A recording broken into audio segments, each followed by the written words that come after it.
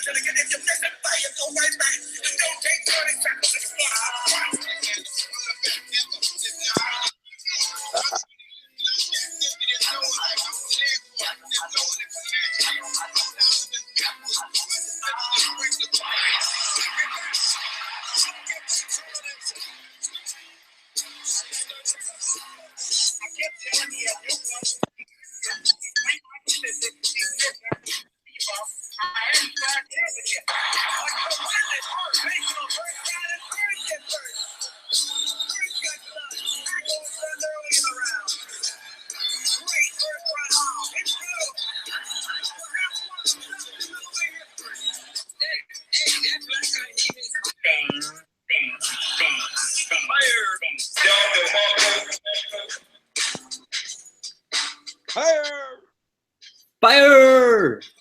Motherfuckers is so mad at me because I picked Triple G to win. Oh, motherfucking well, I'm going to take Ibn's money. He going to be mad at me. Oh, boy. The news we got coming out of this weekend. And if you thought it had anything to do with how great the Chavez Mexican battle warrior against Canelo, the rising Mexican star, was going to be, it was a clash of the Titans. And it was rock covering paper. Bro, I said this shit. Didn't I say this shit, dog? Like, I said this over and over that, dog, that fight is not shit. It ain't about nothing. Chavez ain't his dad. The fuck is y'all talking about? He ain't been shit. He ain't gonna be. Like, I went off. And I'm like, all right, whatever. I guess it don't matter when you right? That don't matter. I told motherfuckers ain't nothing to be hype about, man. Motherfuckers just don't like to listen. It's a shame, man, because in a way, and we talked about it, how this is basically the boxing brainstorm thundercloud is what I call it. It's where you have, or a simple synopsis, really. The fight's announced. Your instinctual pick. Why the hell is that fight being made? Whoever's just going to win. Then the months go by, training camps go by, the media week went by. People start to the hype. You know what? You know what? Chavez Jr. might be focused. Yeah. This is, exactly. You know, the funny thing is, Chavez has become the Mexican Broner. Pretty much. Focus Chavez, man. Hashtag focus Chavez. It is like focus Chavez. I said this shit on the last podcast. Nacho ain't gonna fight the fight for him. I'd have gave Nacho better. Yeah, Nacho was a better abuse. And you know, well, and just to brief summarize it for anyone that didn't watch the fight, simple. Lucky them. You actually were the smarter person to not watch the fight. I only stayed up to watch Matisse because I wanted to see if it was gonna be like Gamboa, where he's just a little bit off. So I wanted to see what he gonna look like, and I wanted to see that Lemieux fight because I knew he ain't gonna get that guy out of there. Not like he got Curtis Stevens out of there. No, and but I mean, it was great to. I mean, that's kind of the that kind of makes, you know, the party pooper for this. The main event is the one that didn't live up to the billing. The undercard was pretty decent. I mean, you know, there's still Jojo Diaz again is just, he's another PR project to me, man. Mm-hmm. He's a great face for like a new age of what Golden Boy is trying to push, but he has to get some type of cynicism within him or something, dude. He's like, I mean, we still got to watch him fight. We still got to see more growth from Verdejo. You know, he just I think he's had like one fight since that bike accident. So you got to give him time to build the momentum that he was building, because motherfuckers was mad critical of him in his last fight, but it's like they forgot that he got into a motorcycle accident. So yeah, dude. Like, come on. It's like that's still like being critical after, you know, Brooke after getting stabbed and shit. Like, come on, defend the title. Yeah, like, dog, like the motherfucker almost died. Like, what you expecting him to go in there and do? Like, for real, B. You gotta chill. Give Verdejo a little bit of time. Maybe he'll be the heir apparent to the Cotto legacy as far as PR fighters. We'll see. I don't know. I'm not saying he will or he won't. I'm just saying give him time because he did get into a bike accident. Yeah. I don't imagine that shit feel good. No, I wouldn't think so. I have a hunch it doesn't. Who is that? Dude, this fight, man, here's the thing that is just so disappointing about it. I think he actually threw a total of, or he landed a total of 47 punches. And he threw about 70 what, right? Total. No, he threw 200 and something, 223, I believe. That's still half of what Canelo landed. Jesus Christ. I mean, or he's actually on par of actually what he's below of what Canelo had landed. But come on, man, it was just so disappointing to see. I mean, here's a concerning thing we probably should have noticed going right into the fight was he was so worried about talking about what he could absorb. He kept talking about, I'm a bigger guy. I can take punches. But he never actually But he never wasn't laid out a game plan about really enforcing some type of pain on Canelo. he wasn't characteristically Chavez. Like he didn't even fight to the best ability that we have seen him fight. And I think that's the counters was making him gun like, and that's not a lot of people are of the opinion that it's something fishy about the fight. Like, nah, bro, every time he threw something, it got slipped and then he got punched in the face. That's gonna make you not want to throw nothing after a while. Like every time you throw a punch. I mean, but come on, dude. Like he fought Fonfara with that type of motive. He ate everything that Fonfara threw. But still with at least employing something. He showed more fight in that ass whooping than this one here. Yeah. I mean, but maybe he shrank. Maybe he shrank because it's possible. Maybe he shrank under the pressure because of the magnitude of the fight and what it meant between them. It's possible he could have shrank in the fight. It's possible he got outclassed. It could be any variety of things because this was Chavez at 164. It's such a shame, man.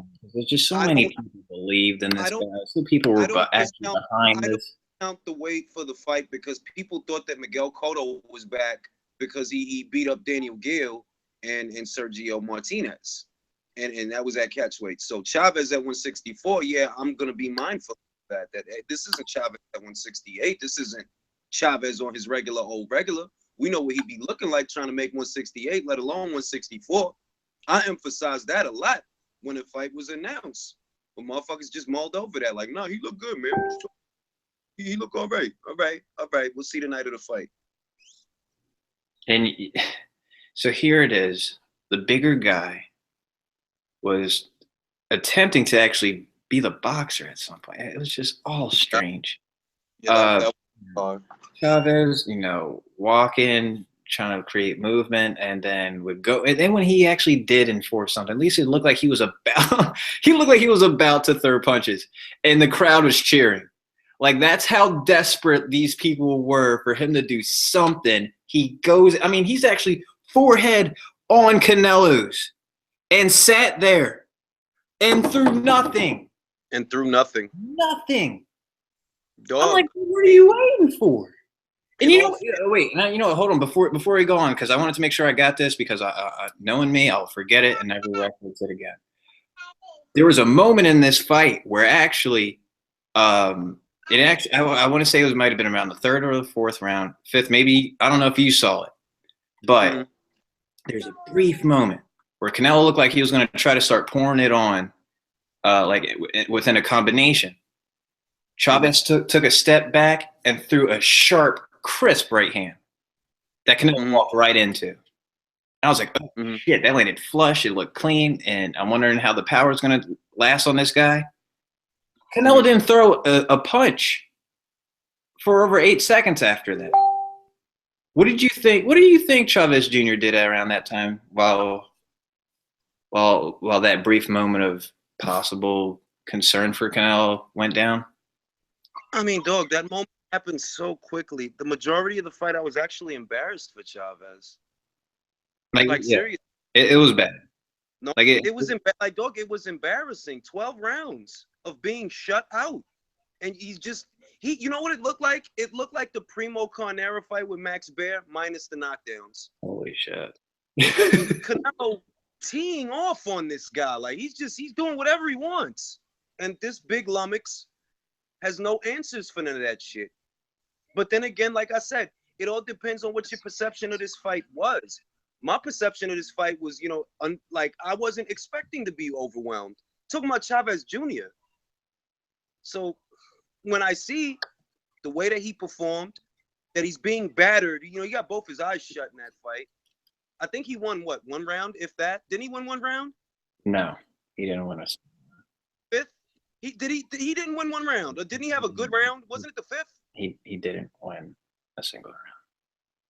Holy balls. Holy balls. Unanimous decision on all 3 judges' scorecards. Bruh, I mean, wipe out. What he got shut out, dog. Like it's like, dog, like I don't know, like I said, I don't know what other people's perceptions of this fight was, but I was underwhelmed when I heard it. I was underwhelmed when I watched it, but I wasn't surprised. Fight ain't about a goddamn thing. And we're talking about Chavez at what, 164? What did you I don't know, what did you imagine? What did you imagine you were gonna get? Did you expect to be surprised? Look, I feel pissed off a little bit because I kept the same mentality, just like I said. Like, man, what the fuck is the purpose of this? Chavez is a walking promotion, basically. He's a promotion to make you seem like you accomplished bigger in a way. It's like, well, I didn't fight Chavez Senior, but I beat the shit out of his kid, and that's part of him. So I get a piece of it. It's a name. It's a name. That's what I dog it is. The moment this shit started, man, I was like, yo, Chavez is nothing but a name. It's a gimmick. The reason I'm pissed off is because I felt like maybe because he wasn't always going hard in the gym when he was, having those episodes, or, maybe because he wasn't always, naturally disciplined for whatever camp was going on. And I felt like having Nacho Beristain, even though it was just the one camp, that it would make a difference, at least his whole attitude, or at least how he would even go about the fight. I mean, to see him come out looking like that, it was almost like he never did the camp at all. Yeah. But there were talks that, I remember before the fight, and this is right before the fight, this is only a few months ago, Freddie Roach was saying the same old, the same old shit you expect to hear associated with Chavez. He was saying that. And then I was hearing rumblings that Nacho was basically saying the same thing, that they had to, tell this guy to get up and do certain shit. It's like, dog, like, you have to take it on faith, which I don't do a lot in boxing when it comes to picking a fight. You got to take it on faith that Chavez was going to go in there and do something, and I wasn't prepared to do that.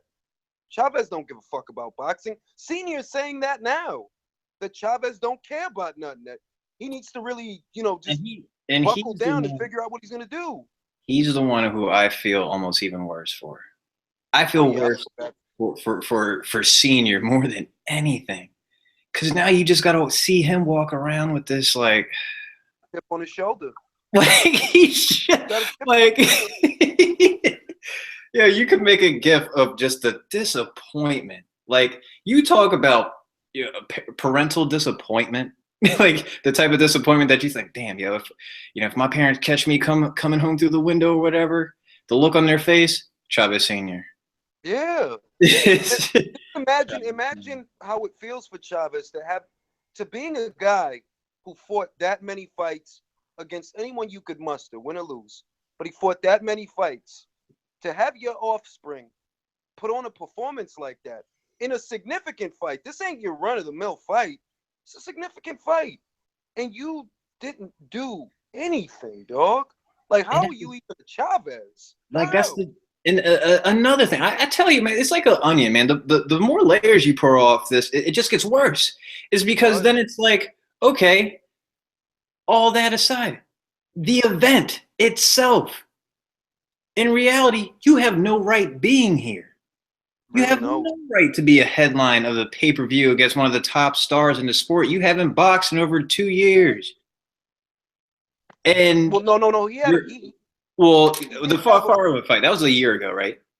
No. That was less. I think that was less than a year ago. He did have a fight fairly recently. But it's like at the Oh end of yeah, the day, you it know what? still I did. I applies. did see that. That was like on a Spanish televised network. I remember that fight. Yeah, it Um, still applies. That I mean, at the end of the day, he really didn't deserve to be there. There was nothing. There was nothing but spin involved in that fight. Like, dog, this isn't for a rank. This isn't for a title. If this was about pride, it would have happened a long time ago. It wouldn't happen now in Chavez's career. Maybe it's an opportune time to have a fight like that for Canelo, who is still more or less, he has momentum. But Chavez's momentum stopped a long time ago. So why would you have a pride fight now?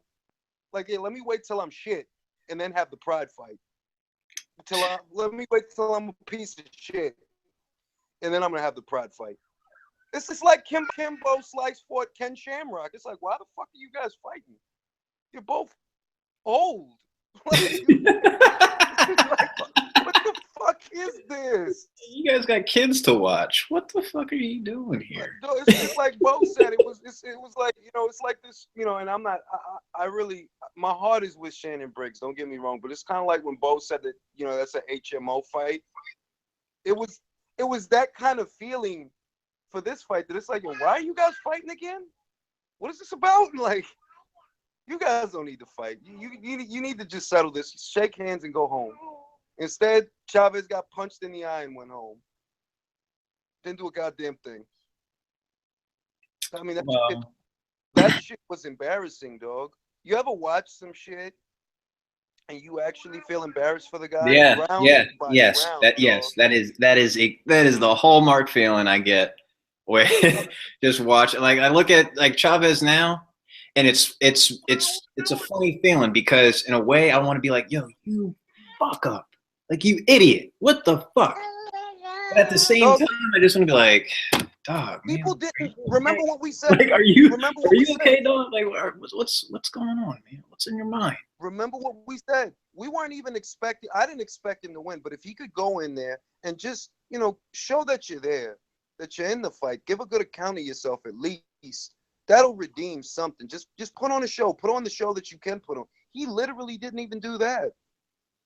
It's like, bro, like when you fuck up, you really fuck up. Like, wow. And there's just no explanation. There's no explanation for how he looks, how he looked that bad. Like, how do you not throw anything? Like, People have if their the theories. excuse if People the have their excuse theories. is because there's shots coming back at you, do you think that flies with the Mexican public? Oh, look, let's put it this way. People do have their theories right now about what was. And I'm not going to say that they don't have precedence for those theories, that maybe this wasn't really a fight, that this was just a WWE kind of promotion before the storm, before the actual fight. Yes, we will. I mean, if you want to segue into that, is that what you're trying to do here? Are you I mean, are you we can, playing because the, dog, I didn't see a fight. Chavez versus Canelo was not a fight. I'm not saying I believe that he threw the fight. I'm just saying that when I hear people say that, well, I can't rule it out. The guy didn't do anything. He didn't do anything, dog. yeah, and yeah, I want to say that's one of the ones where it's kind of hard to defend any type of suspicions on that one, because that looked, if you were going to do a job, it had to look like that one. If it wasn't, It's like, it looked like a great, it looked like a like great blueprint. we know that he's not that good. We've known that for a while, but he was worse than that. And it's It was like, worse than the bad we thought. yeah, like, yo, you were literally worse than that. So, I'm like I said, I don't like feeding into conspiracy theories, because I'm all about Okay. truth. But We don't know that. We don't have access to that information. Does it look suspicious? Well, if you felt suspicious, I could understand, because the man didn't do anything he at didn't do all. anything. And what I'm telling you, layers, dude, layers of this onion. Another one Maybe that's on top of that, on top of the bullshit that was the fight, confetti drops down, and Golovkin's face is on the fucking Titantron. Completely planned ahead. Maybe even several weeks. It's like, okay, and I'm gonna tell you, George, that's negligible. Negligible is because those things could have been put in play in the event that Canelo wins the fight. Because lest we forget, he went into the fight a favorite, so it's possible that they had those things up there in the event that Canelo wins the fight. The same way that Klitschko had a USB put into his fucking robe in the event that he won the fight. Needless to say, he didn't win the fight, so we didn't get to see the USB that he was going to auction off. From when I recall, when Anthony Joshua won his IBF title, there were little pieces of paper saying the new IBF flying down from the rafters right after he won. I mean, look, it's basically just saying that it's possible that they planned ahead in the event that Canelo won the fight, in the event, that Anthony Joshua had won the fight with Martin. It's a possibility that, if he wins, let's put the confetti above the thing so we can celebrate. I don't think confetti would have came down if Charles Martin would have won that fight. That's all I'm saying. I don't think they took the time out to make confetti for Charles Martin anyway. Yeah. Well, I mean, shit. Shit. I mean, another one if you had to cancel the confetti for Charles Martin. Oh man, listen. It was never gonna work out. But what was I gonna say? Well, look, just to let's give some perspective, because I don't inflate the guys, and I'm just gonna say this briefly. I don't inflate the guys that Anthony Joshua fought. I saw the Martin Chigaev fight. I saw that fight. Okay, I know that he really didn't actually. He shouldn't have got that title. It should have stayed vacant until it was just something. He shouldn't have got the title. It is what it is. But all in all, I don't suspect foul play in that fight with Joshua just because they had confetti. They could have just planned ahead. That's all that has to be. There's too many suspicions running around. Like, they probably paid him to throw the foot. We don't know. It just seems like Chavez Jr. is probably the most demasculated figure in boxing right now. Like, on top of the display, on top of the. I mean, first of all, it's only magnified when you do this in Mexico, like with the Mexican public watching.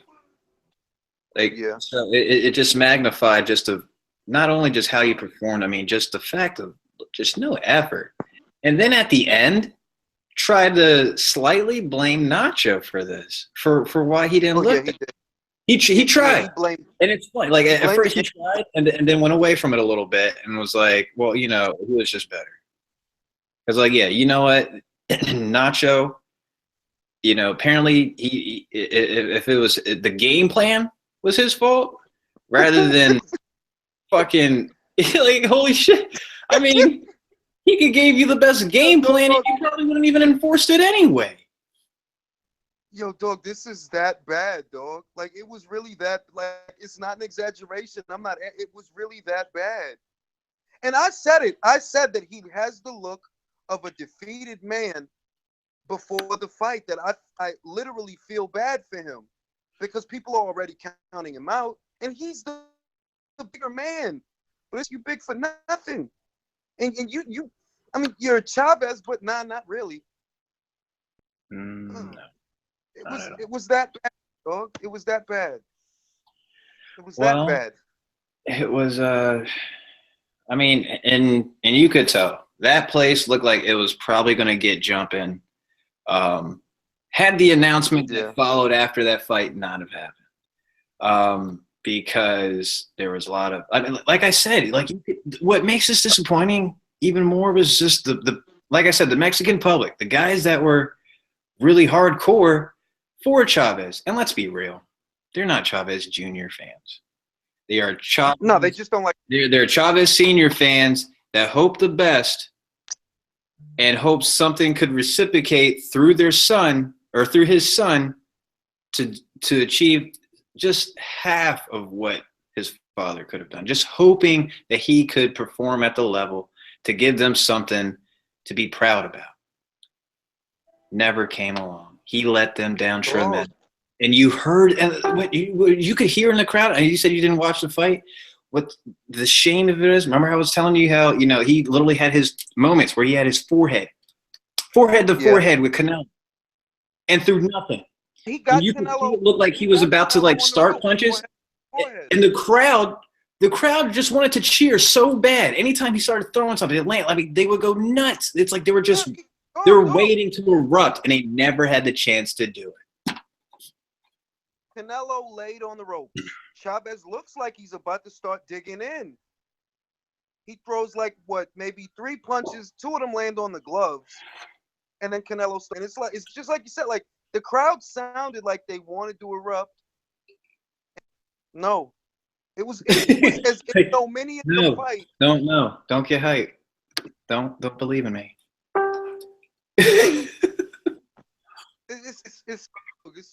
It was really baffling. embarrassing, dog. It's baffling. I can't describe it. It's one of those moments where a fan could get away and said, "Shit, I could put on a better fight than that," because he legitimately could, including myself. I would have put in some work. We know what salvaged the night. Yeah, we know. Well, let's go into it. So then, Max Kellerman. This is the event of the fight. After 5 rounds, it's like, well, shit, man. What the hell is Canelo going to say after this fight at this point? That's what you're waiting for. Yeah. Oh, and shout out, by the way, Amy. I see you watching. So the lights go dark. So hazel purple comes around in blue. And then the organs start playing. And the fucking Undertaker comes out. No, well, Gennady Golovkin comes in. It was like such a little cheap little highlight role. Like they didn't want to show like the scary shit. Like they showed, they didn't show like the Stevenson. They didn't show that. You know what I think? Honestly, what would have made that better is if they just let Canelo speak his mind. Don't lay it on so thick. Don't be a ham. Yeah, it did seem a bit. There was a good 2-inch layer of just cheese with this, like a heavy essence of cheese with this. Canelo calling out Golovkin, where are you?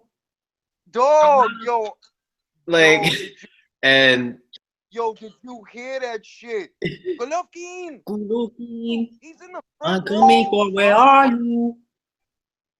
Dog, I was like, yo, is this really happening, dog? Golovkin, I see you. Canelo Alvarez, I gotta say, Canelo Alvarez, he's a good fighter. You want to hear scream because it just it's so high pitched, man. Like Golovkin is like, yo, did he take helium somewhere in between now and then? Like, it's funny because my Spanish isn't great. I could speak it to get out of a country if I need to. But from just sensing the dialogue, he's kind of like it's funny because in South Jersey, it's little Puerto Rico, so I've heard the range of different accents, and I'm not gonna lie, there are a lot of guys out there that have that that Canelo tone, like they have somewhat of a crescendo in their voice, like their balls aren't completely dropped, like you know what I mean. But I hear he has a pretty funny voice, or at least his voice is still funny in Spanish. No, yeah, eloquent in Spanish. You really get sense of the bravado that he has when you hear him speak in Spanish. Mm-hmm. Him speak, you're actually hearing him speak, and he conveys that bravado better in Spanish than he does in English. Because when he tries to do it in English, not only is there a language barrier, so you don't really get to get off all the shit you're trying to say. You sound like a chipmunk. It doesn't work, man. Don't let Canelo speak. You sound like Alvin's and shit. Like those shoes you got with Sylvester Stallone. Be bolder. Like, man, if you shut the fuck up, dog. Right. So Golovkin, man, I mean, coming in with the European swag, you know what I mean? He had, I think he might have even had like some neck scarf. You know what I mean? It wasn't even a complete tie. He might have been just been bareback in a jacket. He might have been bareback in the jacket and with some damn scarf underneath. And Hey, no socks with his penny loafers. And yeah, you know, but Golovkin was gracious about the whole thing. He big drama. You know, he said all the Golovkin words that he knows how to say. Big drama show, big Mexican drama show. it's a shame, My, you know. And to that point, I don't want to harp on it too long, but to that point, that's really frustrating about Golovkin, and it's not his fault. But I wish there was kind of, more Russian outlets out there that could give him a better platform, or at least more accessible. Because when he does speak in his fluent language, he talks some shit. Like yeah, he he's does. not just he's not just full of your slogans and shit. He's he's spitting some shit. So Well, I mean, the same is true. The same is true for Kurtidze. You know, he did an interview on IFL, and you know, he sounds like you know, like maybe he's got some kind of a learning disability, but that's in English, bro. When he speaks his language, he sounds particularly eloquent. Lufkin, but for some reason they don't want to teach him English.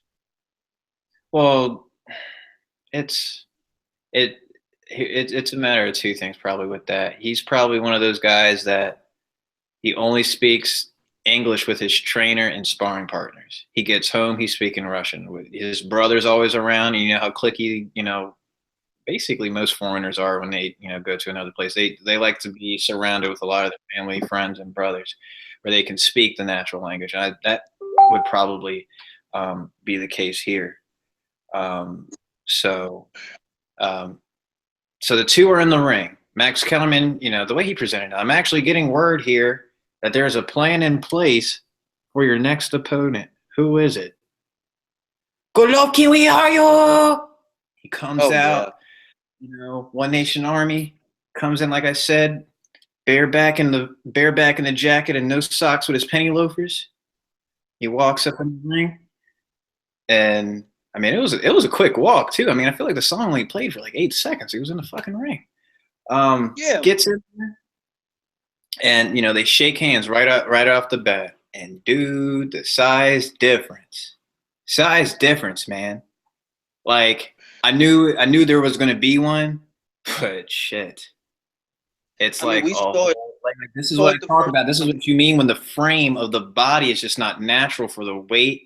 And Canelo knows that. He knows he's a stocky guy. In reality, he knows he's really a bodybuilder of a welterweight. Yeah, And now, or he's. I mean, he's not the shortest middleweight though. You know, Aftandle's a pretty. I mean, Aftandle. If anybody's going to be the Hobbit of 160, that'd be Aftandle. Second to him would be Curtis Stevens. and he now finds Canelo's bigger than himself. both of those guys. Canelo's bigger than both of those guys. He's small for middleweight, but he's not super small. But he is small No, for but middleweight. he's like, that's what I mean. He's stocky. So in a way, he can get away with that. So that's what, like, when, and it, I mean, the only thing you could take from this Chavez fight was really more or less to see how his punches affects someone of this weight, or at least around this weight. And Uh, while yes, there were great, clean shots that were landed, I didn't see anything that particularly moved Chavez Jr.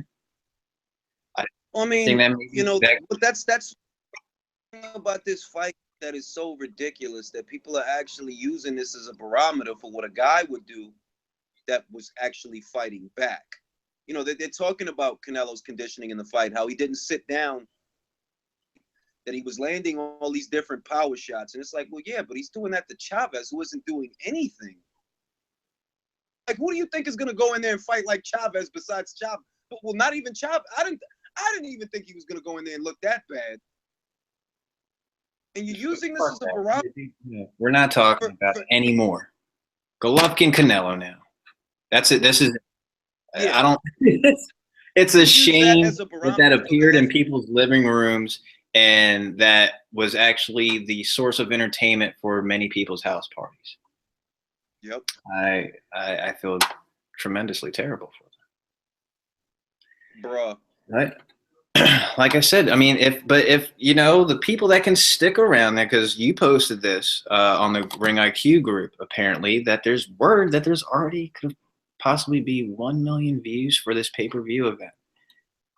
Yep. Now that's what I'm saying. This could play a role now. If people hopefully they're not put off by this fight, and truly, and it really has to. It has to work out where the audience and the casual public has to be a bit more mature. Not every fight is going to look like Mayweather Pacquiao, Chavez. No. You know what I mean? Like we literally are coming off the weekend of probably one of the best fights we've seen. Well, I mean, one of the best fights of the year because again, great fights happen just about all the time if you're watching all. Well, if you're watching them, don't give me the over and under on it. But if they can stick with Canelo, they're not resentful. I think they're accepting the fact that he's finally taken on Golovkin. This should just carry on into it, depending on how the summer looks. I still would like to see what the fights of, late July and August are looking like. Mm-hmm. Mm-hmm. So I mean, we got a couple of good ones in May. We got Terrence Crawford and Felix Diaz. We got the Spence and Brook fight. So all in all, if the performance in that fight might have sapped the momentum of last week's fight, or was it last week or was it 2 weeks before? Either way, if it sapped the momentum of it, that's okay, because whoever knows Canelo, odds are they know Golovkin to some extent. They've got to know that those two names in the past year have become synonymous with each other, and now the fight is made. So even though that was a shitty fucking fight, which it was, they can at least, get familiar with Golovkin now. Because because all this happened on the same night. Because approximately 1.5 million viewers were watching that fight. 1.5 million viewers saw Golovkin. So there's always the hope that the fight still has momentum based off of that. And there actually is a casual intrigue with this because if you notice anytime, or at least any boxing fan that tries to just monitor any type of boxing moves that are on the sports network, because they hardly ever talk about it, is like you see Golovkin when he does his appearances, like on First Take or Sports Nation, Sports Center, pretty much. Because if you're there in Bristol, they'll have you on for about 4 different shows if you're at the studio long enough. And if everyone asks, so when are you going to fight Canelo? What do you think it's going to take for Canelo to fight you? So there is the casual intrigue into this, and I think if they do this right, because I always get mad with promoters about this because they never execute. And this is why I get mad with Oscar De La Hoya, because it's the when a promoter tells you a fight needs to marinate, he's basically saying that this fight could be sold better, but I'm not equipped to do it yet. For me, that's what that says. Because if you really have the sources to make a fight very interesting for everyone, you get that fighter out on media outlets. Like, it kills me that a decent fight like Andre Ward and Kovalev, I didn't see one appearance on a TV show, one on a sports network show, Fox Sports. Like they don't get these guys on TV. The biggest fights aren't generated by promoters. They're generated by the body of work between the combatants. I mean, Manny Pacquiao and Floyd Mayweather's fight was huge, but not because they promoted the hell out of it. It was huge because people knew the fighters, they knew their body of work, and there was just a lot of buildup in there. If Ward and Kovalev wasn't as big a fight, it's because at the end of the day, there's just a lot of people that don't know Andre Ward well enough to know what kind of fighter he is, and the same applies to Sergey Kovalev. You'd need like a year or two to build that fight into something that was big. And people would have to get acquainted with those fighters. Needless to say, a lot of what makes Andre Ward who he is today largely went unnoticed. I've said this many times that Ward came up doing some of his best work at a time when the world was captivated with Floyd Mayweather and Manny Pacquiao. So he's always going to kind of be in the background in that way. And now, now that it's up to someone to take the reins, boxing, it's even harder for him to generate interest because now it's up for grabs. Now guys like Canelo Alvarez are in contention as the face of boxing. Even guys like Anthony Joshua, who don't even have the body of work that Andre Ward has. And he's just, he's there and he's an accomplished fighter, but he's not a household name. And it might be too late. No, wait, he could beat Sergey Kovalev again. Oh, okay. Yeah. Well, shit. Yeah. That. Yeah. That one has gone over the rainbow. That is gone. That opportunity has passed. Yeah. I mean, at this point, if you know Andre Ward, it's because you're basically you watch a lot of boxing. You're an Oakland resident or you're a hardcore. At the end of the day, all that stuff is the best Andre Ward fights. Largely unnoticed, man. That was bad timing. And I've said it before, but a lot of people think it's an excuse. That you got to realize when he was doing his thing, Floyd Mayweather and Manny Pacquiao were all he was talking about. Second to them, you had guys like Miguel Cotto, Sugar Shane Mosley floating around, Antonio Margarito. Ward didn't get the chance to captivate audiences because he had to compete with that. All those guys had fan bases. So now that those guys are gone, well, yeah, Andre Ward steps into the forefront a little more. But he's still not a fan-friendly. His style isn't fan-friendly, and that's another thing that doesn't necessarily help his situation. But with Golovkin, he is a fan-friendly style. So why not get this dude on TV? Get him on Good Morning Because the man speaks virtually no English. Huh? Because the man speaks virtually no English. Yeah, that's. You're gonna get. Well, you know what? What? They both don't speak English. Shit. True. Damn.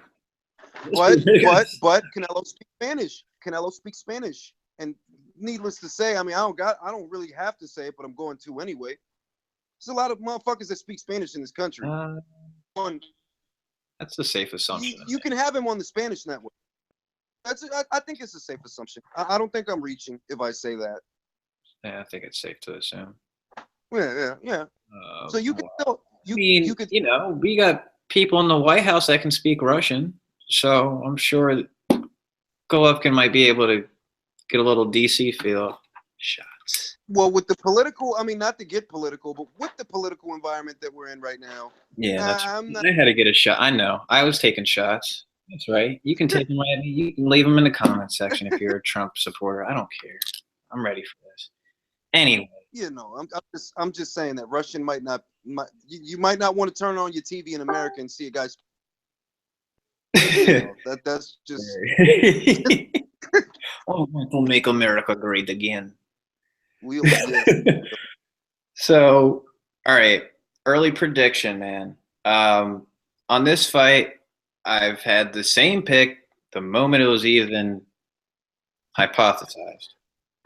Yeah. I think because of simple technique issues that Golovkin can provide, the jab, cutting off the ring, timing, national work rate. I mean, those advantages usually make the difference in a fight. I mean, we've seen in instances where that tide was turned was with very special guys, very special little men.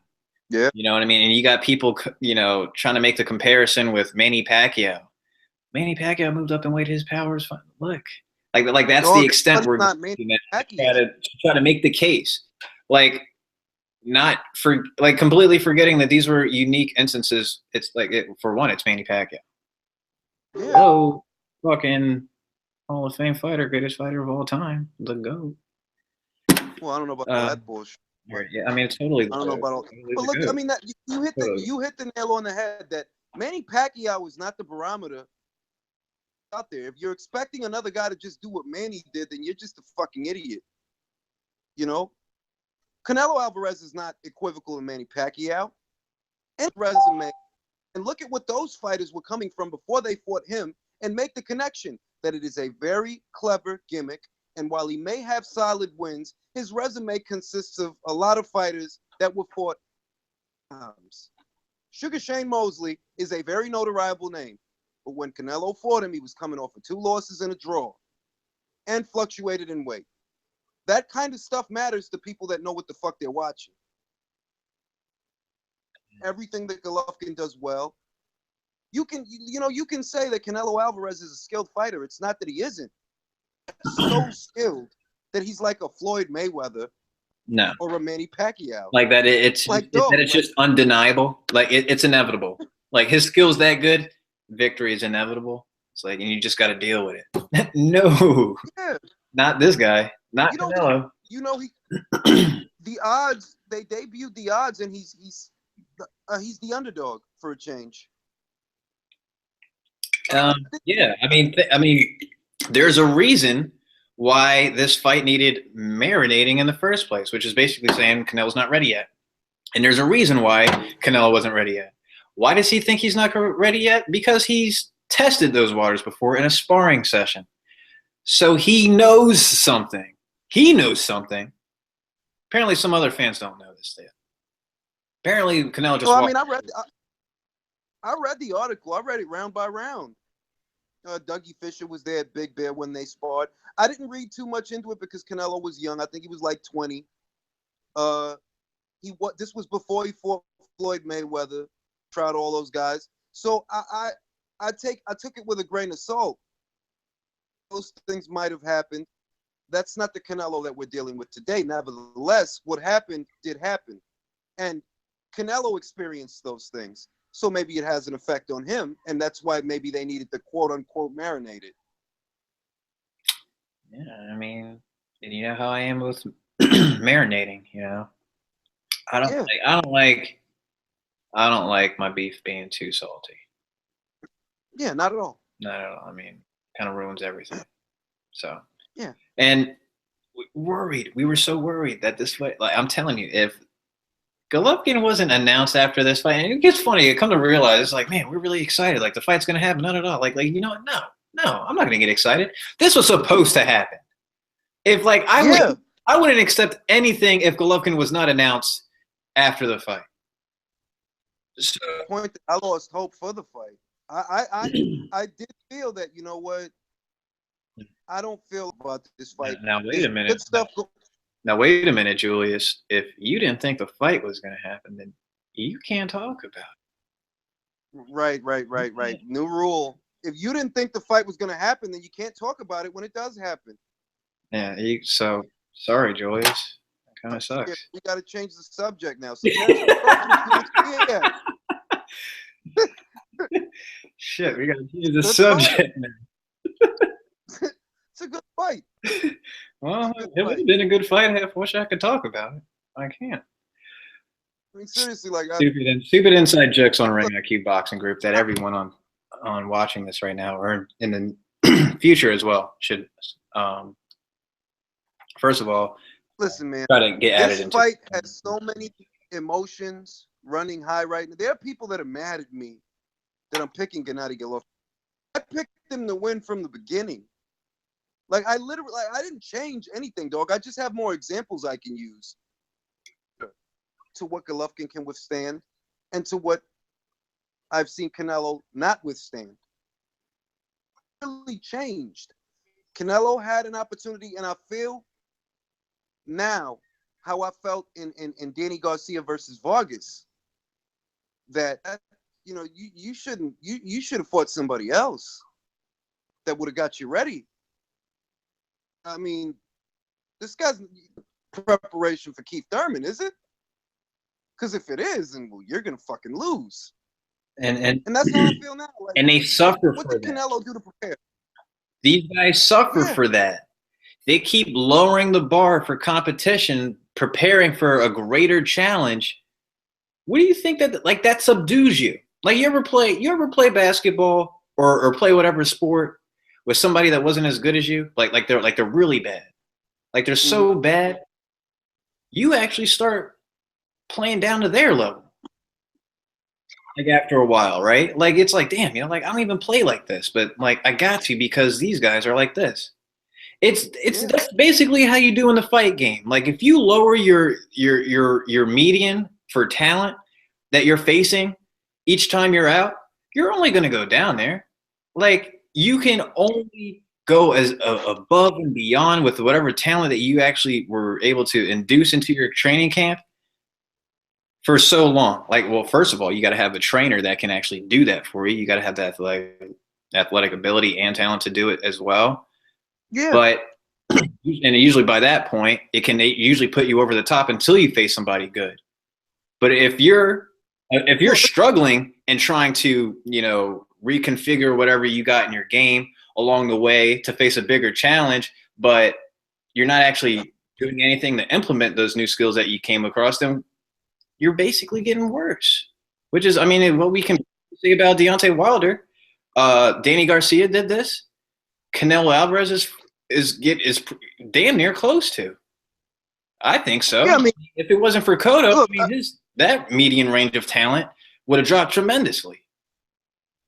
yeah, and look, I give him credit for the Cotto fight, but it's like people forgot that. Look, going into that fight, nobody felt that Miguel Cotto could hurt Perez, just maybe outskill him, and that was amazing because a lot of people thought that was a 50-50 fight. It could go either way. Concise slide. There were people that thought that Cotto could win the fight. There were people that thought that Canelo could win the fight. But all in all, since that time, because you only exceed your limits by constantly pushing them. Needless to say, you're not exceeding your limits by fighting Amir Khan, Smith, or in this case, Chavez, who didn't want to throw any punches at you. You're about to fight the hardest punching middleweight in the division with one of the best jabs, not just in the division, but arguably in the sport. Yeah, I One mean, of the best jabs. think about that drop off. You're going from probably the most the most inactive puncher ever in a fight to the most accurate puncher in the division. That's a And he's bigger than you. drop off. And he's bigger than you. He punches from guys that are bigger than you, bigger than him. He just took punches from a guy that was bigger than him. He just took a punch. He just took solid punches from a light heavyweight. Or what am I saying? Light heavyweight, right? 183, Yeah, 182. He's like 180. Yeah, he was. And that's the point. It's like the Floyd Mayweather fight where Canelo's just gonna outskill him. Can you elaborate, please? Elaborate. Outskill him based on what he's done with who? Canelo was marketed and is marketed as a power puncher.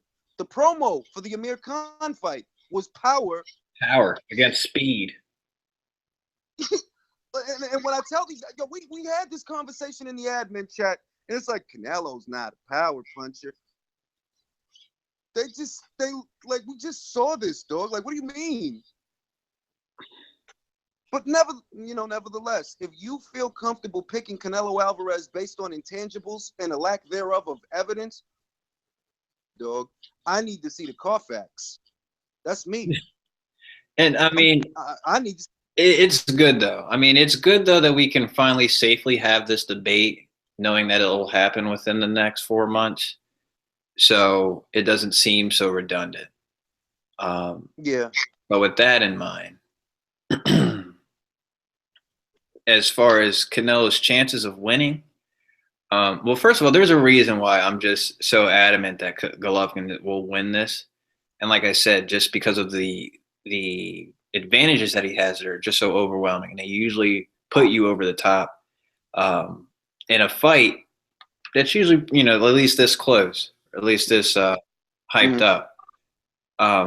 But as far as what Canelo can do, and I think people are, again, like you said, man, they're trying to harp back to this boxing skill, which and I'm not saying that Canelo is not a skilled fighter. It's not what I'm saying at all.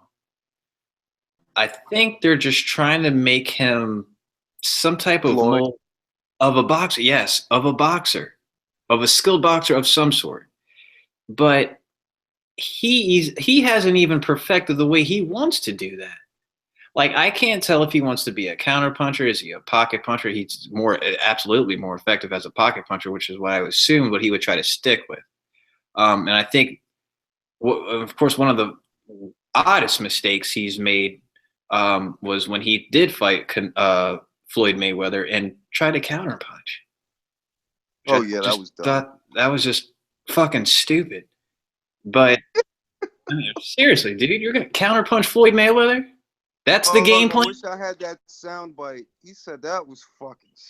That was perfect, dog. Look, you can go back. Yeah, you can go back on the video. This is about what is it? 51 minutes into the video. So if you want to, yeah, I'm gonna rip it off of YouTube, and I'm just gonna turn that into a sound. Yeah, yeah. It really like counterpunch Floyd Mayweather. Like really, dog. And like, this was but that's the funny thing about that though is he worked on that after the Floyd Mayweather fight. If anything, that's like the difference now is now he's trying to become a boxer. Like that.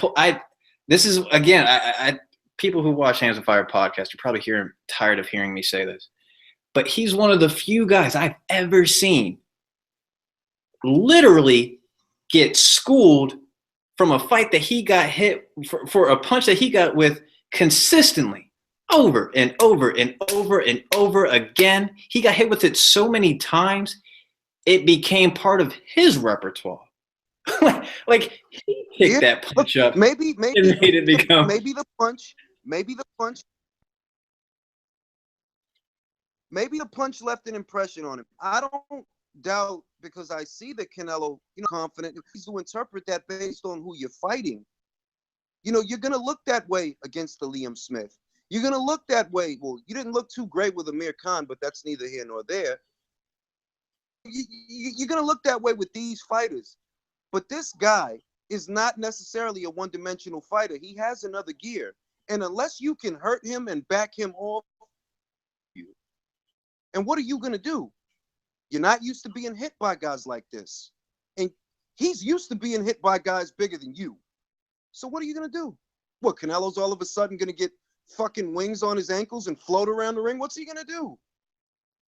What is the scenario that Canelo's just going to outskill this guy? It's like you say, that's a comment. What exactly do you mean? What does that mean? He's gonna outskill it. That's what he's gonna do. Okay. All in all, there's no scenario I can imagine. And I'm reaching for my wallet. I'm gonna put money up for this fight, and I can't imagine him not losing this fight. It's hard. It's hard to get me to believe that, I guess there's a way. The upper body movement. That's what I'll give him. He has no fucking footwork, but he has 12 rounds. Subtle upper body movement, and I know. It's subtle upper body movement. It might not mean shit at all, really, because if a punch is coming at you, this is the effect I think that could take over the fight completely, is that jab. Like, that's a bully jab. Like, I mean, you saw, first of all, like, and looking back in retrospect, and you see what like David Lemieux is now. That fight within by the day gets better and better. Like the the validity in that win just seems like better and better now, seeing how David Lemieux goes about these heavyweights. I mean, and you see how he was able to just bully him with that jab. Yeah, he was. And I mean, like it was a jab that's just so hard. It almost reminds me like Kovalev.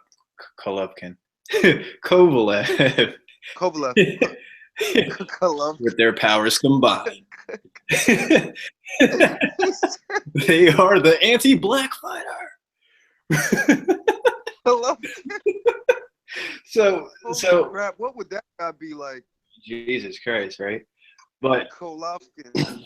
damn, I forgot what I was even talking about. The jab. What did I The say? jab in the Lemieux fight. Yeah, You know but that. like, yeah, he's just for me, dude. He's he just has too much, man. Like the weight is just too natural. And I noticed Dog. you noticed that even when like I was worried the one fight I was thinking of that Golovkin might not have the size advantage. Well, besides the Danny Jacobs, because I mean that just ended up being evident anyway. Was that David Lemieux fight? I thought first of all, here he is just equal powered punchers, maybe compatible. I would say maybe different types of power. Um, but I would assume David Lemieux was going to be bigger. And when they got into the ring, like he just filled out at the weight, man. It's like, dude, he's like the super middleweight, not as in the division, but like dun, dun, dun, dun, super middleweight man. Yeah, like he just fills out that weight just completely. It's weird. Like he actually seems taller in a way. Mm-hmm, mm-hmm. And dude, you just think about that fight night weight. Canelo is going to have to make either the game plan of if he wants to try, he wants to just go for broke on the weight bully game and be like, you know what, fuck it. The size shit ain't going to work here today. I'm better off if I come in lighter, which would be smarter for him to do. I get the feeling he's going to go against the grain on that one and probably still try to be the heaviest guy that he possibly can in there. So that he can try to absorb the punches. Yeah, but again, the difference will be known that he's not a natural guy at that weight. When you've naturally gotten hit by athletic and solid middleweights that come in at light heavyweight. I mean, like Danny Jacobs, the fight. I mean, people talk about the exposure, which is stupid again to me. Like, just how they try to reference that Anthony Joshua was exposed last week, like because that you took, you had slight turbulence in your fight. I don't know what people are expecting when they demand a fight and it not be competitive. Like and then you win, you go like you get on and win and you struggled. They go Bo. Hey yo, Bo. Hey, motherfucker! Did I ask you to announce me? Huh? When I want you to speak, I will stick my hand up your ass and work your mouth like a puppet. Fuck Lara. Fuck. Welcome to but it's the perception. Look, into the hands of fire pit. We're actually closing up, Bo. We were just closing up on talking about basically the early picks for this Canelo versus Golovkin fight. What I saw being the difference is just the fact that he's a naturally bigger guy. He's stronger, it seems to be, at the weight. Canelo still doesn't, at least what the one thing this past fight with Chavez Jr. showed is that he doesn't have natural power. He's actually just bigger than most of the guys he's fought. So he might just have decent power for whatever weight he naturally could be at, but it's not going to make a difference, at least it would seem to me, against a Gennady Golovkin. So that he would have to be a tremendous boxer, which he isn't. So Golovkin wins, late knockout. Well, the thing about power is you have that what they call elite. You have that elite level power. Then you have that power where it's level 10, and then you have 7s, which means that it's not enough to knock you out, but it's enough to make you be like, I don't want too many more of those. Canelo Alvarez probably has that 7 range, where it's not enough to knock him out, but it's enough to make him feel like, hey, I don't want too many more of those. So, and you said that Golovkin is a naturally bigger guy, but see, Canelo always comes in 180, 185, so he'll be big also. So it's a lot to it, man. We got till September before this fight take place, but you know what's interesting is, and I said this when this fight was announced, is everybody's going to be talking about this all goddamn summer. Like they've literally kind of hijacked boxing for the fucking show, because this is what everybody's going to be talking about all summer. I mean, you got guys, and if y'all been in the Ring IQ room, you motherfuckers know what I'm talking about. This shit has been crazy with the opinions of who's going to win and why. And it's like, if you have an opinion and you feel why someone's going to win, that doesn't necessarily mean you're wrong. It just necessarily means you see something different than the other guy. Like I said, I went live today and I said there are things that Canelo does wrong that Golovkin can exploit. There's things that Golovkin does wrong Canelo can exploit. Now, for those who think that Canelo will be able to do what Daniel Jacobs did, no, because Canelo Alvarez is not as athletic as Daniel Jacobs. That's why Jacobs was able to have that kind of success. Canelo can't fight like Daniel Jacobs. Now, Canelo, he is a good body puncher. He's showing us some things that's also like counter punching. He was able to catch and shoot. But the thing of it is to get to the body, you have to go into the fire. And that danger zone fire is the reason why nobody goes to Golovkin's body. So it's going to be interesting, the breakdowns, and everything's going to be nice. Go ahead, George. Yeah, see, that's like anybody that's picking Gennady Golovkin, I totally understand why. Like, the only thing I disagree with, and I actually meant to say it to him, but I didn't get a chance. But if I go live, I'll say it. Wante was talking about, he's talking about Canelo being 26, Golovkin 35, but Golovkin is not an old 35. Like Yuriakis Gamboa, that was an old ass 35-year-old I saw. He was old, like, dude. But Golovkin's not an old 35. Okay, so I can't necessarily. That's like Vladimir Klitschko. That did not look like an old 40-year-old. You know what I'm saying? And to that point, Bo, let's be honest when it comes to the smaller weights. You're old at 30. Like, people are already almost talking about Chocolatito retiring. This dude's only 32, ain't he? 31. He's 31. But see, that's because, and that's another thing. The way Roman Gonzalez fights, and I said this, he's like a mini Mike Tyson. He fights where it requires so much energy. You can't keep that up, for very, very long over an extensive period of time of career. That's the reason why Floyd had to change his game. He had to change the way he fights. Marco Antonio Barrera had to change the way he fights. You can't fight that way that long, And that's what, like Golovkin, like how many of those Daniel Jacobs fight has we ever seen Golovkin in? That's the first one. Yeah. Yeah. He's not compromised he's not ravaged by time. That was the hardest fight he was in overall. Like Vladimir Klitschko. How many Vladimir Klitschko fights like the AJ fight we've seen in 10 years of this motherfucker's career? Exactly. I mean, if I'm gonna watch that shit I'm gonna watch that shit at least once a month. Dog, I think I watch that shit once a week, man. That shit is inspiring, man. I've already watched it about 5 times already. I'm just to remind myself how good the heavyweight division can be. I'm gonna just That fight replaces the Rocky theme song for you if you want to go to the gym. Shit, that might be the new intro. Right. There's some damn AJ talking shit to Vlad in between rounds and shit. But I agree with you about that power. My only thing about Canelo, I think both him and Golovkin get good chins, but I don't know what Canelo chin is like when he's hit by somebody like that. Like, I can't think of the last time Canelo faced a very hard, dangerous puncher like that. Well, he's faced by definition punchers, whether or not they were so when they got into the ring or when they showed up that Saturday night is a different story. Right, exactly. But yeah, he has faced punchers before. Am I at least concerned as if I were a Canelo fan? But not punches of that level, of Gennady Golovkin's level. That's what I'm saying. Yeah. Like, he hasn't faced no one at that level. He has been hurt before by, when he was, right. And, I hate to reference, like, historically. One day, you did get a cut on your elbow that one day. Like, but, like, everyone has a button. So I don't care, like, how good the chin is. Like, if you, like, you're different, though. Like, when it comes to, like, guys like Golovkin, I've seen this guy eat clean shit, multiple clean shots in a row and not go nowhere.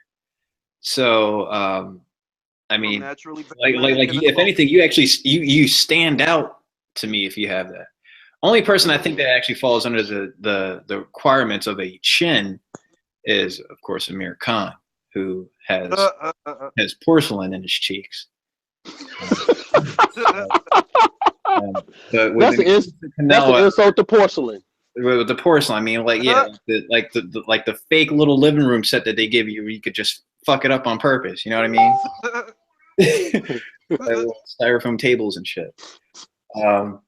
But when it comes to Canelo, I think obviously the difference, the fact that he's fighting a naturally bigger guy, a guy who is a power puncher. Just get that first one out the way. And yeah, he's been hurt by smaller guys at one point. And let's not forget, there's no rehydration clause in the fight. Huh? Oscar De La Hoya has revealed there's no rehydration clause. So Canelo can come in high, and there would be one. So yeah, Canelo can come in high, and Golovkin can come in high. We just have to realize that IBF belt won't be on the line. So if Golovkin thinks Canelo gonna come in high, he can come in high. So well, WBC belt probably won't be on the line either. No, it won't. It will just probably be for the WBA, which. But he won't anyway. He won't come in. He doesn't come in that heavy anyway. He only really picks up about like 8 to 9 pounds. Yeah, but he might decide to go. Now that he knows there's new rehydration clause, and he feels like if he feels that Canelo is going to come in heavy and that strap ain't going to be on the line, I wouldn't try to come in under 170. I'd try to come in a little higher also. Yeah, but do you do that as an aging fighter, or as an older fighter, should I say?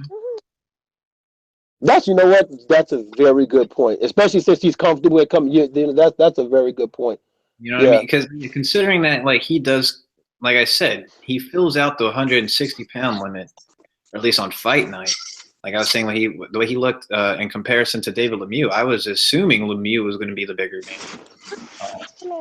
Turned out to be quite opposite once they were in the ring. I mean, just the way that Gennady Golovkin fills out on fight night at 160 is,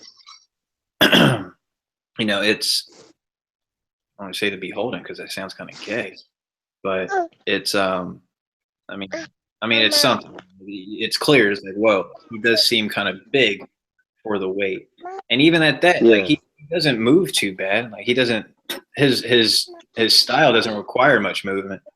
But no, it doesn't. And I said this too. Gennady Golovkin has better footwork than Canelo. Canelo is just a better combination puncher when you're talking body head punching.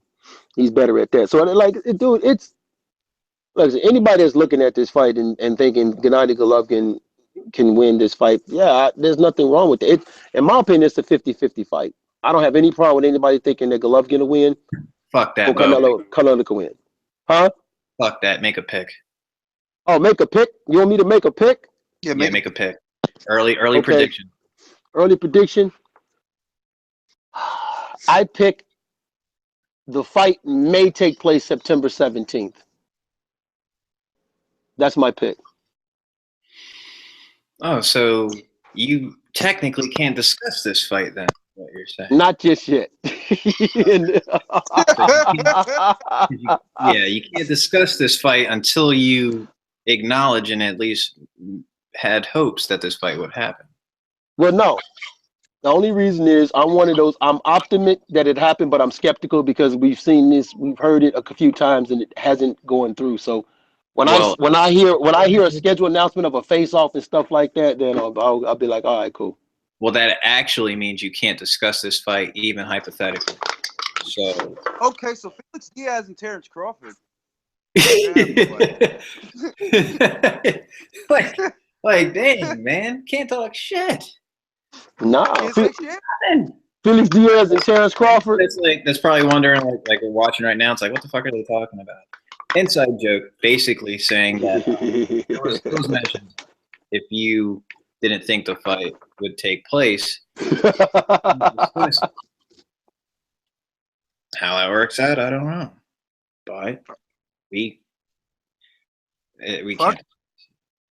can't discuss the No, we actually have to retroactively delete everything that Bo just said about this fight. Bingo. Because he's still skeptical that this fight won't even happen. That's right, man. That's that. I was coming on hoping we was going to talk about Stavern, Deontay offering him step aside money. Absolutely. Better be leaving this promoter or the Canelo fight doing a preliminary million buys. I was hoping we talk about that, you know. We did actually, you know, had you made it on time, you would have been here to discuss all that. So, oh shit! See, I'd have made it on. I should have made it on time. I could have had the technical difficulties I had at the beginning. I could have had them at the end, and say I can't. You know. yeah, you know what I mean. You can that's right away. That's your booty call. Do whatever. My And don't you say so. I am a happily. Don't say a single word. I am a happily married, dedicated man. If I'm not at work, I'm at home. And the camera's not on, so you cannot see my face. And if I'm at work, I'm acting like I'm home. But at home, I'm putting in work. That's right. Like Julius over there with his son tugging at the phone. So while you're on, Bo, we already discussed basically the onions or the onion layers of disappointment that was the Chavez Jr. And Canelo Alvarez fight. So let me just ask you, Bo, did you did happen? I'm assuming you did catch the fight, right? Yeah, I saw that fight. Live? I saw that sparring session. Okay, so I guess we get an idea. So tell me, what were your takeaways from the fight? Well, my takeaways was the same as Julius. We saw a different Chavez than we normally see. You know, I think me and Julius was talking about this, and we both agreed that was a different Chavez. So Julius finally admits that, you know, sometimes you will see a different fighter than fight one fight than another fight, but that's a whole nother story. But is that another inside joke? Yeah. But no, you know what? It was what we thought. Chavez is who we think he is, which is he is the son of a great Mexican fighter. He's his daddy's son. That's it. He's not his father.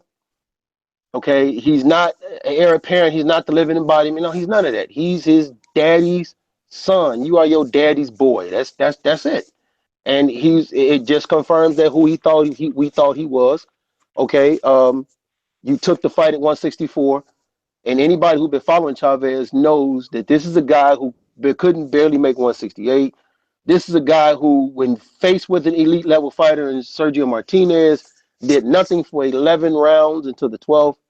He went life or death with Brian Vetta. He, everything that you could say a fighter shouldn't do, he has done and has given chance after chance after chance. I personally hope this is it. I personally hope this is it for him.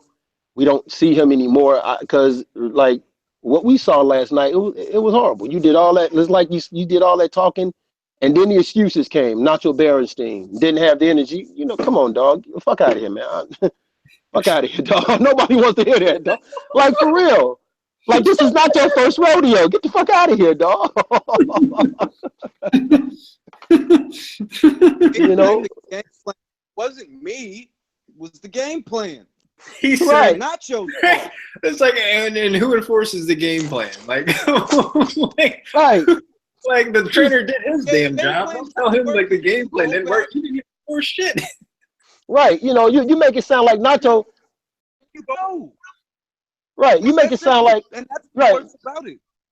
Right. You make it sound like Nacho told you go out there and let him hit your face till his arms got tired, then jump on him. That's what you make it sound like Nacho told you. You know. Wait, and then, what was the next one? All right, so it was Nacho's fault. All right, / that one didn't work. I didn't have energy. I didn't have energy from round one. So from round one, motherfucker, what did you burn it walking down the aisle? Like you wasted your enemy walking. I burned all the energy in a bowl. Yeah, you know, like I didn't have the energy. Like, come on, man. So it's Chavez, and like I said, I hope it's him because nobody. I mean, dog. You know what the best part of that fight was the Golovkin announcement. That was the best part of the fight. Oh, of course. So I mean, like nobody's talking about the fight.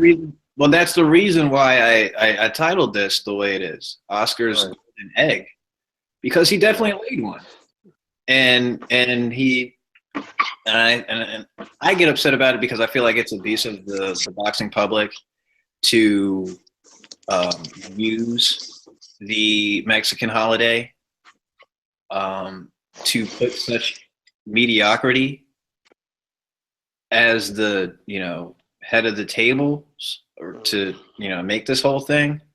I think was very I feel like very cynical toward the fans in a way. Well, the ironic thing is, and I tweeted this for those of you that bought it. Tell me how you like PBC now. But here's the thing about that though is, and I did that too. And here's the thing about that is this: everybody talks about Floyd fights, but when Floyd fought Robert De Guerrero, even in defeat, and could put up a better fight. Like you can tell, he really tried to fight. Just Floyd is Floyd. Yeah. Same thing with Marcos Maidana. Yeah, put a better fight against Manny Pacquiao. Who? David Diaz. Oh yeah, and he got wasted. Yeah. David Diaz. You're right. David Diaz. Ground meat that night. Right. So I mean, this, like I said, man, it was one that, like, everybody who heard this, we automatically knew. But there's three kind of fights that sell in boxing. Rivalry fights always sell. If you can get a rivalry fight, they always sell. A villain that everybody hates and a hero that everybody loves, those fights sells. And of course, race fights. Whenever you can make a race, they always sell. So this was one of those selling things, man. It was a rivalry fight, but the problem was one team was Peyton Manning or Tom Brady, and the other team was Kyle Orton. That's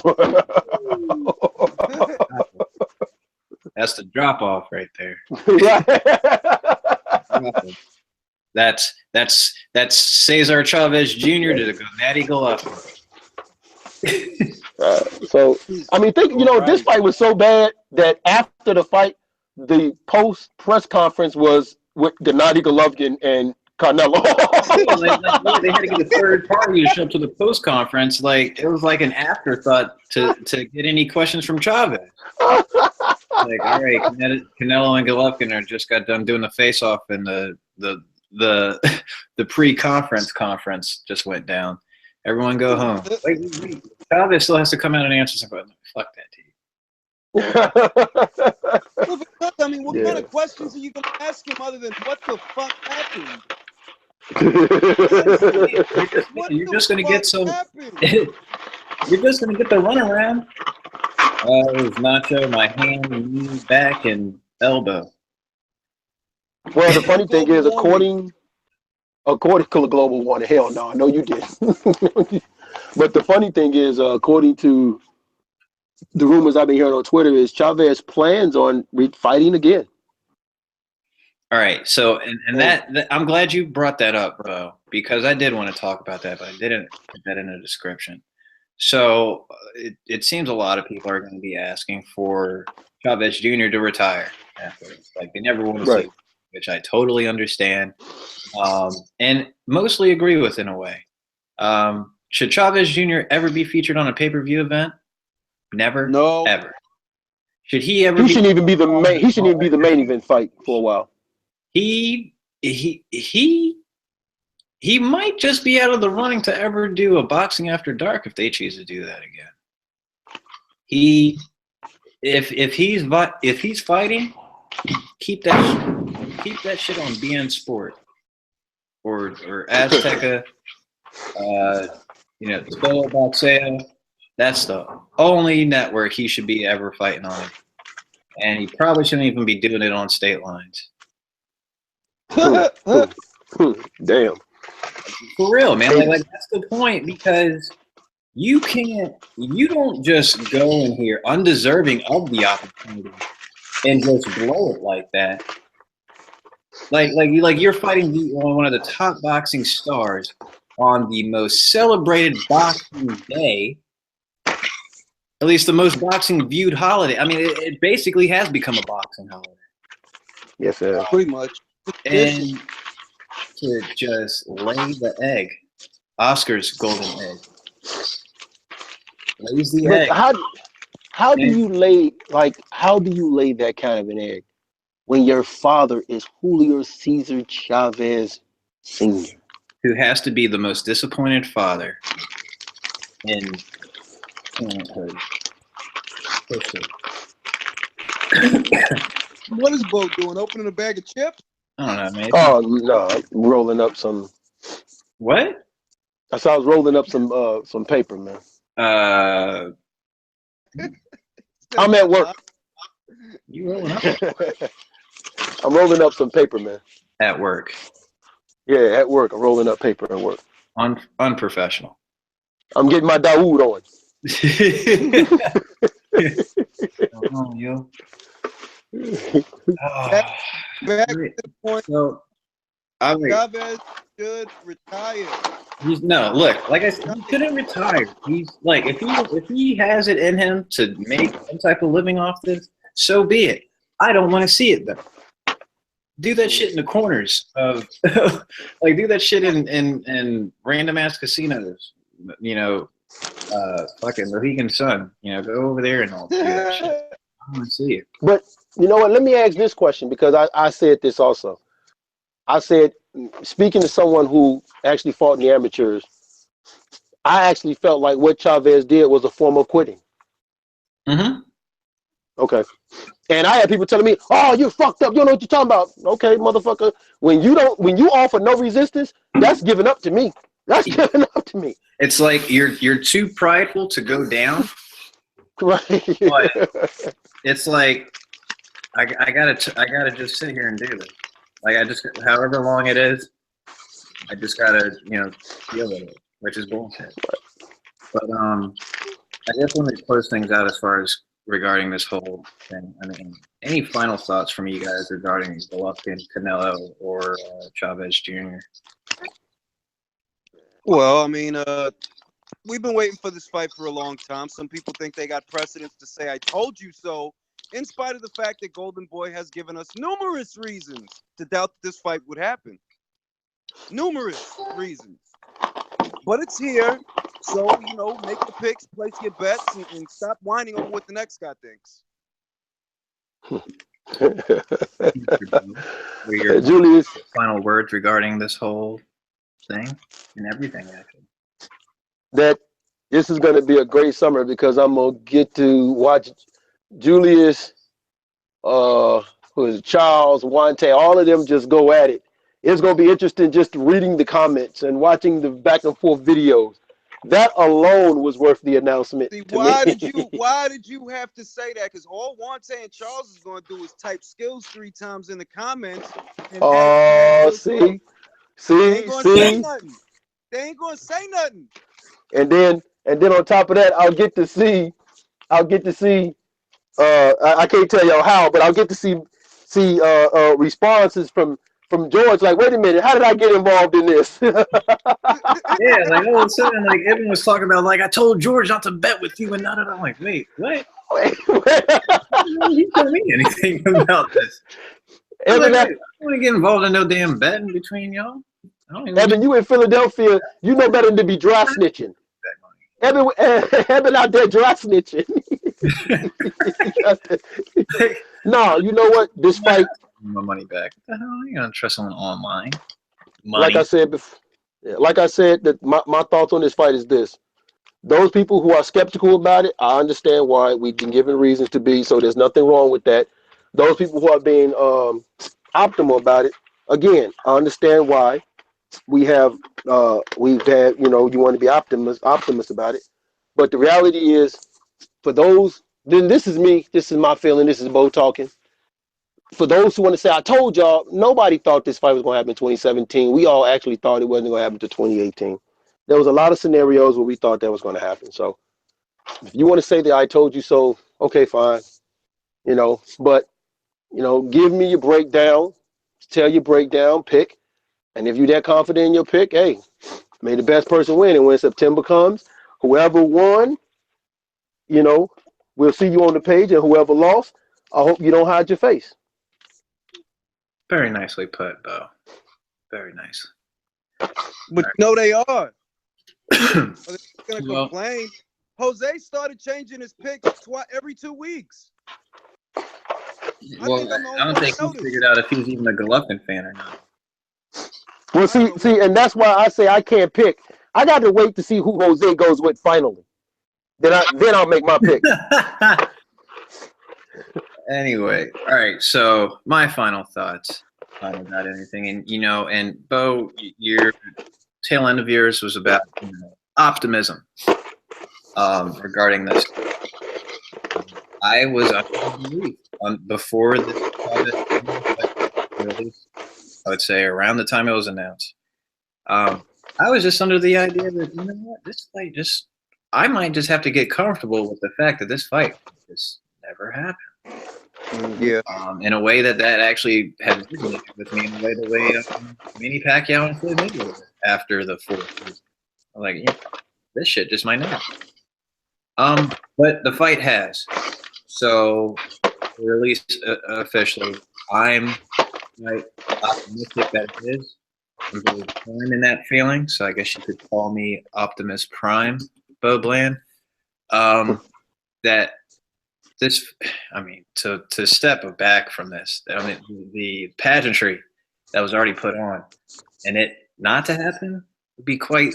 To keep up with the egg theme here, it would end up all over their face. Yeah. Had this not go through. So it's here. I'm still quite under the belief that Golovkin will win this fight. But, it's on paper, I guess you could say it's a 55-45 fight and toward Golovkin. But it's a 60-40. 60-40. You might be right. 40. That's pretty high, Julius. Too bad the purse split won't be like that. Oh, no, it won't. But it's a 60-40 fight, dog. They're taking it on faith. It's faith. It's not Carfax. It's faith. I don't deal in chance, especially if we talking money. You're right. It is. I would say. That's my personal belief is around Golovkin edges it by a few notches. But again, the fight is here. So let the banter begin, folks. Let the name calling, let the fanboyism. I'm up for it. I'm totally cool with it. Let's not, not go crazy in anything and start, trying to find ways to say the word nigga. On the comment section. I'd be peeping from you guys. Pigga. I don't know what the fuck. Oh, dog. Did y'all 86 that motherfucker? No, he didn't. He didn't. But I'm on this shit like that. So let the banter begin. Have fun. Don't get personal, and don't get your feelings hurt because one of these guys are gonna lose, and it's probably gonna be Canelo. Well, I love how hot the environment is now, man. This fight is so good that we want to fight some of these guys. That's good shit. I could fight somebody over this fight. No, you just a cynical. You just a cynical motherfucker from New York. That's what the fuck your problem. That's cynical. It's a good fight. I feel like it's Maypac all over again. Like I could fight somebody over this. It really does. Like, but this one isn't. Canelo, but this isn't as exhausting though. Like I literally had to shut down boxing for a little bit. I can't. Right. I can't. Had to take a break from it, but this one isn't as bad because it hasn't been so dragged out. You know what I mean? Yeah, that's true. We have been talking about it since 2015, though. But it's here.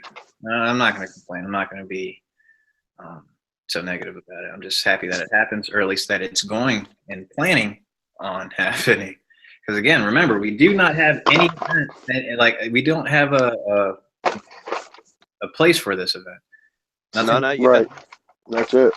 And really, the weight that'll be fighting on is only on by verbal agreement. 60. So there's still a lot of details, paperwork basically. And that fuels that's fueling a lot of cynicism. The fact that they said on Saturday that it's made, and here we are, and we don't even know where it's gonna be. Right. Which is concerning. Which, if you are one of the skeptical ones that think this fight could still not happen, that's at least that's something you could use as ammo. Well, because done is done. Like Andre Ward and Sergey Kovalev. It was done. Yeah, it was Manny done. Like Pacquiao, they knew right? it Manny, was gonna be. Yeah, right? Manny they Pacquiao actually and Floyd. Yeah, Ward actually had signed off that fight 2 fights before that actually happened. Yeah, exactly. Manny Pacquiao and Floyd. Once Floyd signed the contract, it was done. So what's done is done. This isn't like you said. We know they're fighting at 160, but that's a verbal agreement. No rehydration clause. We don't know the venue. We don't know what the purse split is. So there's a lot of unknowns here. A lot of unknowns.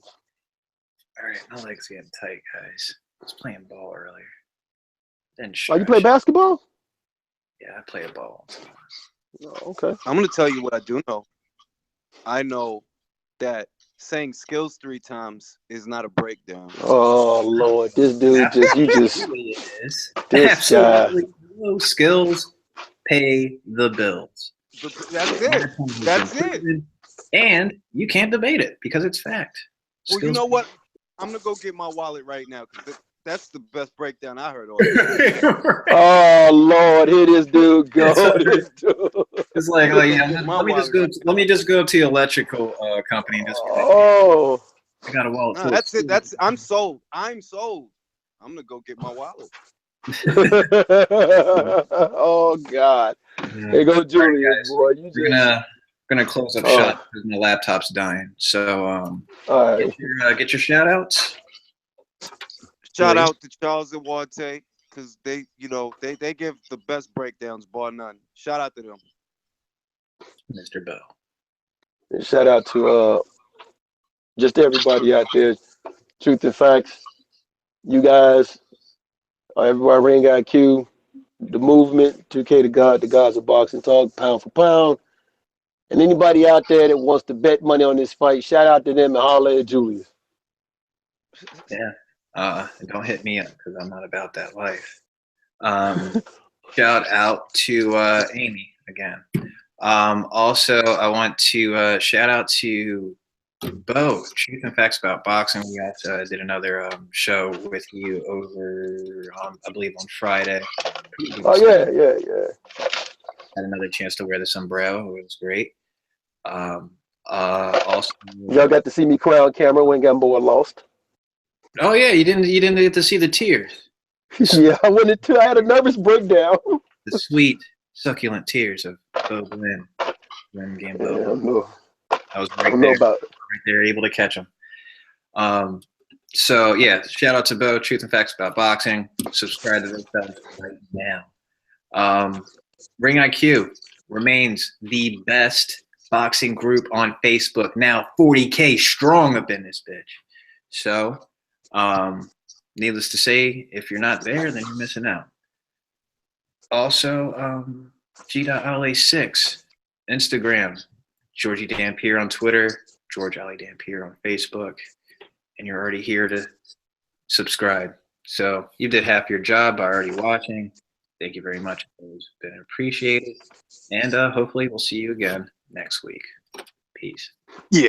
The Purge!